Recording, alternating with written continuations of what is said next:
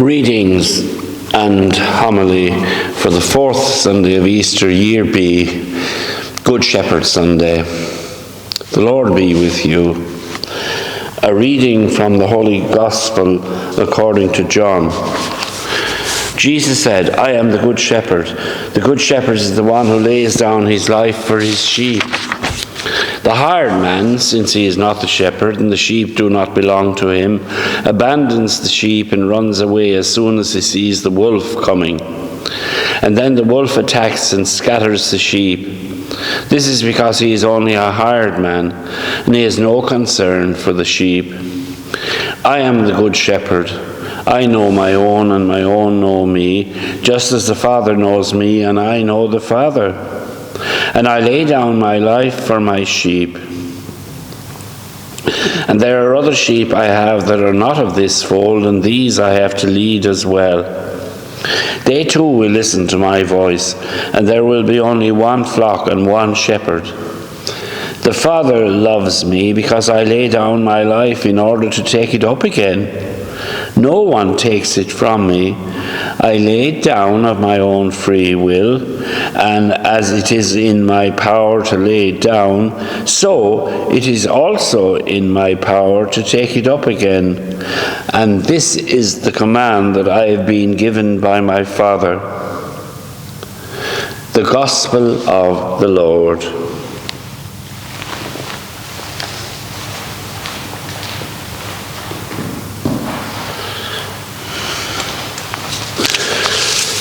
The fourth Sunday of Easter each year is known as Good Shepherd Sunday, or World Day of Prayer for Vocations. On that Sunday, the Gospel is always taken from the beautiful 10th chapter of St. John's Gospel, where Jesus identifies himself as the Good Shepherd who cares for his sheep, gathers them in his arms, and lays down his life for them. I know that in the past, especially in Ireland where I come from, a lot of young men were leaned on somewhat to join the priesthood. One priest, who later left the ministry, thought his mother should have been ordained and not him. However, we can't blame these people too much in those far-off days. The Catholic faith and the Catholic culture was in their bones. Regarding myself, I joined the priesthood completely free. No one forced me into it. It connects it up there with the gospel when Jesus was talking about laying down his life. He says, "I lay down my life of my own free will, and I entered the priesthood of my own free will." Today, however, compared to those far-off days, the tide has turned. The message of the gospel which we preach will often go against the grain.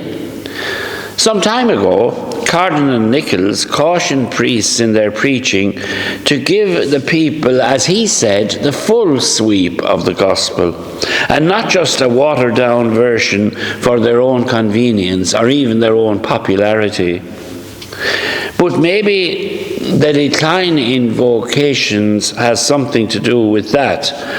What do I mean by that? Well, watering down the demands of the gospel to blend it in with a more secularized culture. So maybe PC, that's political correctness, has replaced RC, and maybe that's the cause of the collapse of vocations.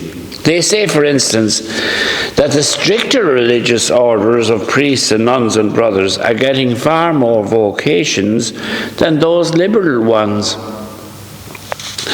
I wonder why. Are the young people telling us something? Or is God telling us something through these younger people? Has an older generation of priests like myself and an older generation of people stripped the gospel of its more challenging bits to make it more appealing to the young? In my opinion, they have, and all to the detriment of vocations, because young people like a challenge. They don't want to enter the priesthood or religious life if it's not that much different from the values of the world. The gospel values are alternative values to those that are prevalent in our secular culture. On the occasion of my Ruby Jubilee, which was 2018, I mentioned that there's never been a better time to be a priest.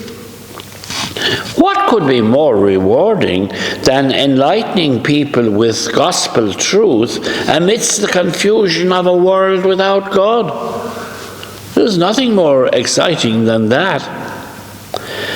Many mistakenly think celibacy is the cause of the vocation shortage, so they opt for a married clergy. And don't forget, if there was a married clergy, there'd be a lot of divorce among the clergy as well, and that wouldn't go down very well. The cause of the demise in vocations is far more likely to do with the suppression of our innate desire for God. Today, we have suppressed the sense of God and of the transcendent.